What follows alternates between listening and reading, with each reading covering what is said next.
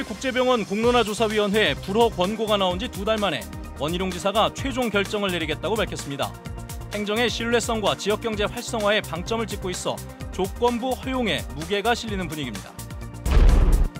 새해 제주도 예산안에 대한 제주도 의회 심사에서 1,500억 원 규모의 지방채 발행과 위탁사업 예산 증가가 쟁점이 됐습니다.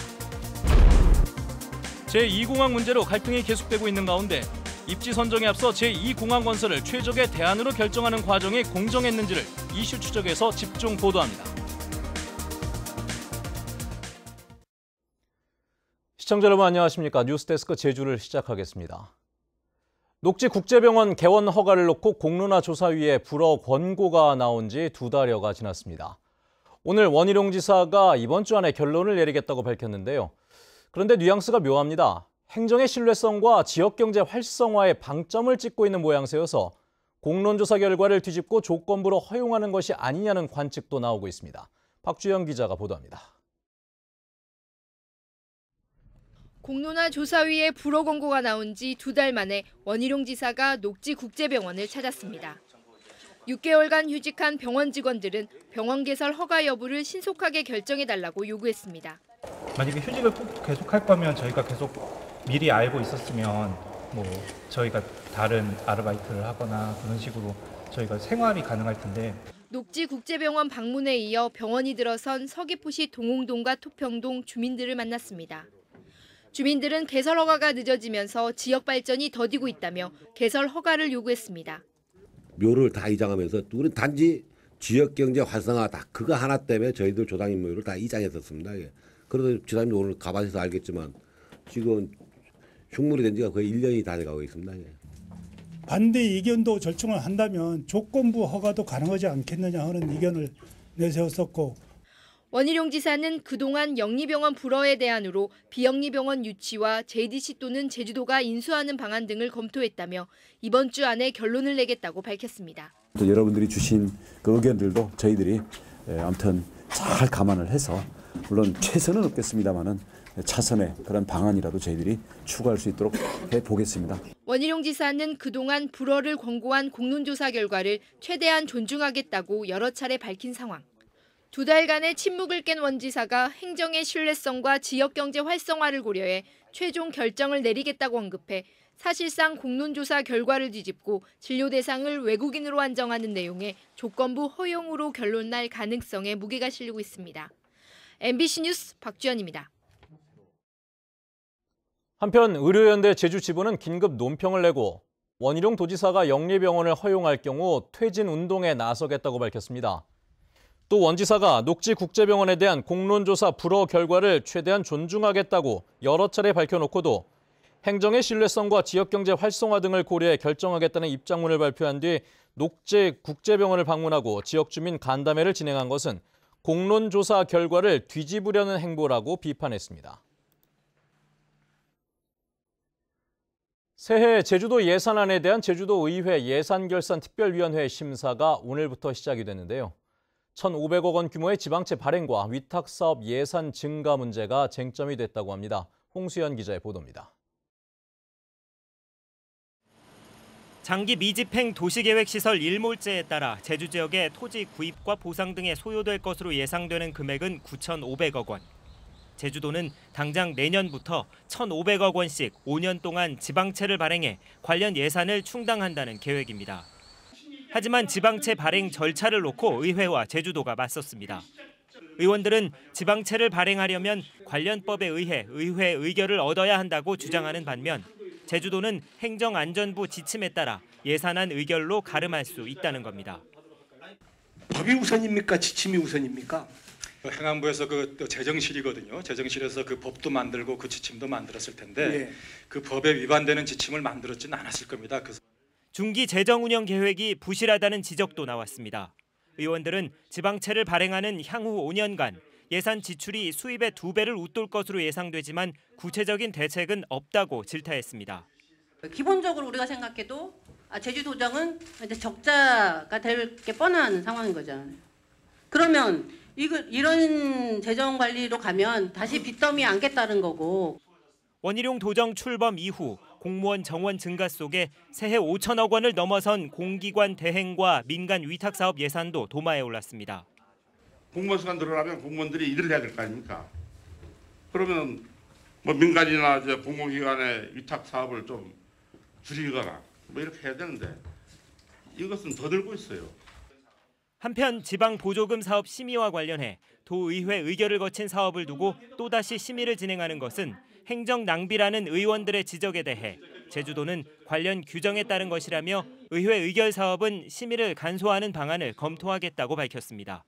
MBC 뉴스 홍수현입니다. 정부의 대학 기본 역량 진단에서 최하위 등급을 받은 제주국제대학교가 구조 개혁을 실시합니다. 국제대학교는 기자 간담회를 열어 교육부 권고안에 따라 2021년까지 입학 정원을 현재의 709명에서 460명으로 35% 줄이고 학과 수도 축소해 작지만 강한 대학을 만들겠다고 밝혔습니다. 한편 장학금은 국가장학금 지원 중단에 따라 교비로 지급할 방침입니다.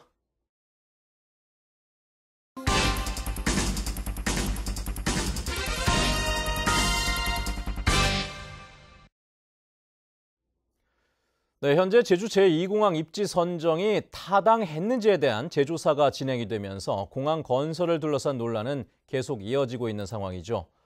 저희는 입지 선정에 앞서 기존 공항의 확장이나 신공항 건설이 아닌 제2공항 건설을 최적의 대안으로 결정하는 과정부터 과연 공정했는지를 짚어보고자 합니다. 당초 신공항으로 시작됐던 논의는 뚜렷한 공로나 과정도 없이 제2공항으로 바뀌는 과정이 있었고 결국 끝없는 논란의 불씨를 만들고 말았다는 지적이 나오는 부분입니다. 조인호 기자의 보도입니다. 제주공항 포화를 우려하는 여론이 높아지던 지난 2012년 제주도는 국토연구원에 공항 개발 구상에 대한 연구를 맡겼습니다. 국토연구원은 기존 공항 확장과 신공항 건설 두 가지로 대안을 압축하고 기존 공항을 폐쇄하면 카레이싱장이나 골프장으로 만들겠다는 구체적인 활용 방안까지 발표했습니다. 제2공항 건설은 공항이 두 개로 나뉘어 예산과 인력이 낭비되고 세계적인 대도시들이나 운영하는 형태라며 대안에서 제외시켰습니다. 원희룡 만세! 그런데 이 같은 구상은 2년 뒤 도지사가 바뀌면서 뒤집혔습니다. 원희룡 제주도지사가 당선된 지 이틀 만에 기존 공항을 폐쇄하는 신공항 건설은 안 된다고 못 박았기 때문입니다. 새로 공항을 지어서 이전하는 것은 그는 아예 검토를 하면 안 된다고 생각합니다. 기존의 공항에다가 활주를 하나 더 놓는 확충으로 갈 거냐, 아니면은 다른 곳에다가 활주로를 놓는 그래서 24시간 공항 체제를 별도로 추가 신설할 거냐. 국토교통부가 타당성 검토 용역에 착수하자 원희룡 지사는 기존 공항 확장과 제2공항 건설 두 가지로 대안이 압축됐다며 신공항 대안은 사실상 폐기됐다고 선언했습니다. 현재 용역 과업 지시서에는 이론상으로는 이전 신공항 안도 포함은 돼 있습니다. 그런데 그 부분에 대해서는 국토교통부도 제주도도 그 부분은 선택 사항에서는 제외한다라는 묵시적인 합의는 돼 있습니다만은. 그런데 원 지사는 대안이 두 가지로 좁혀지자 한국공항공사가 공항 운영권을 놓칠까 봐 기존 공항 확장 쪽으로 몰고 가지만 기술과 경제적 문제, 환경 파괴 때문에 만만치 않다며 공항 확장 쪽에 부정적인 입장을 잇따라 밝힙니다. 국토부의 공식 발표를 5달이나 앞둔 시점에서 제2공항을 짓는 쪽으로 가닥을 잡았다며 비공개로 진행되던 내용을 국토부 기자단에 공개하기도 했습니다.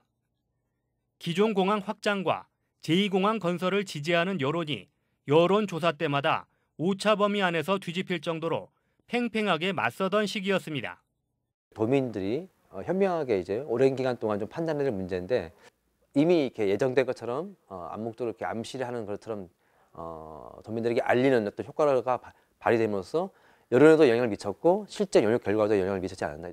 제2공항 발표 직전까지 국토부는 물론 박근혜 대통령과도 협의하고 있다던 원희룡 지사는 주민 반발이 커지자 자신도 최후의 순간에야 알았다며 예측하지 못한 용역 결과였다고 해명했습니다.